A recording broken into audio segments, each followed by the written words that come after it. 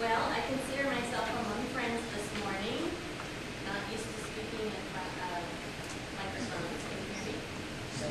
It's a whiteboard. Can you hear me now? There we go. All right. Well, thank you all for having us here this morning.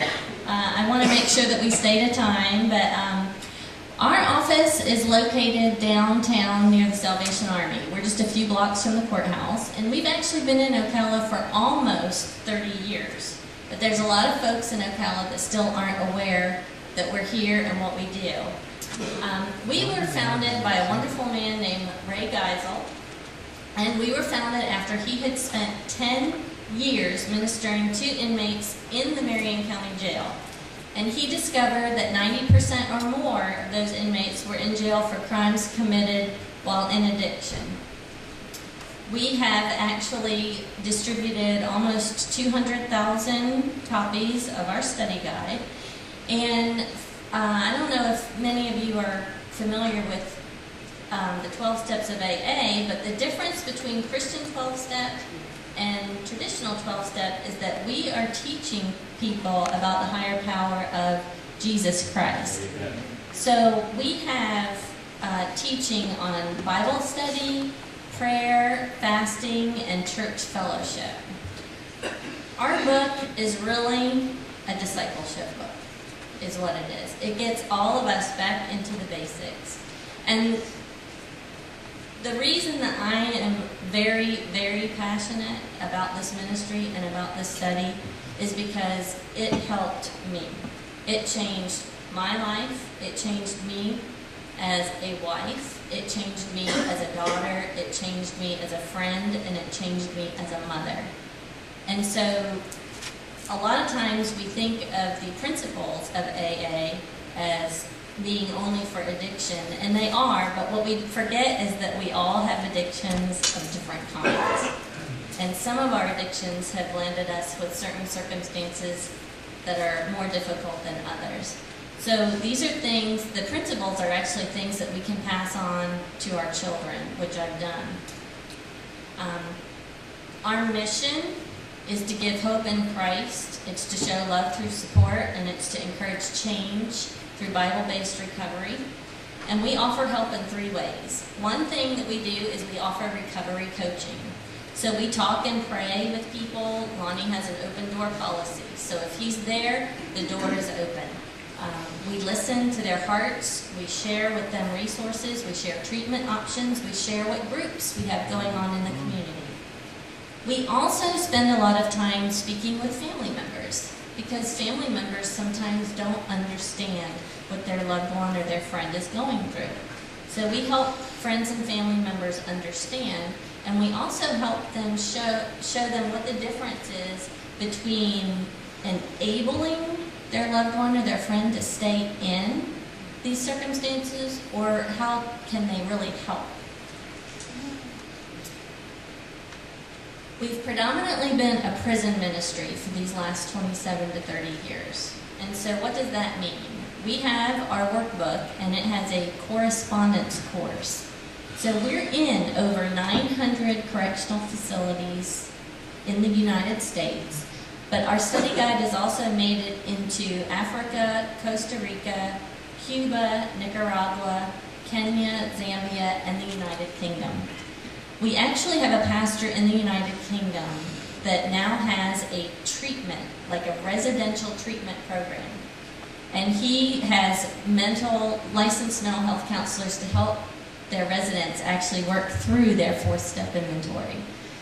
We have several pastors that have been using our program for 10 years or more. We have people in other states that have gone to drug courts. So we're very excited about this resource that we have. I wanted just to share with you a few statistics regarding the United States as a whole, and I share the whole because our reach is into all of the United States, but the United States is the world leader in incarceration. We have 2.2 million people currently in prisons and jails. This is a 500% increase over the last 40 years. This increase is not because the crime rate has gone up or changed. The increase is because sentencing law and policy changes have occurred. In 2016, Florida was second only to California in the number of people that are serving life sentences. So you can see how men and women, our resource is really needed in there. We want to reach them, we want to give them hope, we want to show them, like Abby sang, that Jesus can forgive, he can heal, he can change. In 1980, there were 41,000 people who were incarcerated due to drug offenses, federal drug offenses. In 2016, 450,000. That's an increase of 11 times. And then the average time served for federal drug offenses was 22 months in 1986, and it grew to 62 months in 2004. So 5 years, someone's in there. So there is a real need for what we're doing. In Florida, just to give you an idea, we have 96,000 people incarcerated. There's 166,000 on supervision. And there were 28,000 that were admitted to Florida prisons just last year.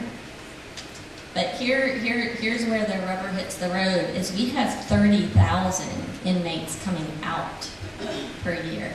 And they're coming back into our communities, and they're coming back into our neighborhoods. And so the need to reach them with the power of Christ is huge. And a lot of men and women will find us on the inside, but we are now trying to increase our number of groups on the outside, so that if they've started our program inside, they can continue it when they come out. And then, of course, linking someone to a group on the outside, you know, that gives them the opportunity to have a one-on-one person like a church who has a resource list, who has a link and a connection to us, and we can help get them to the other services that they need. So we literally become a lifeline. And that's what, I don't know if you all realize it, but here at Ocala Springs, that is what you all have become.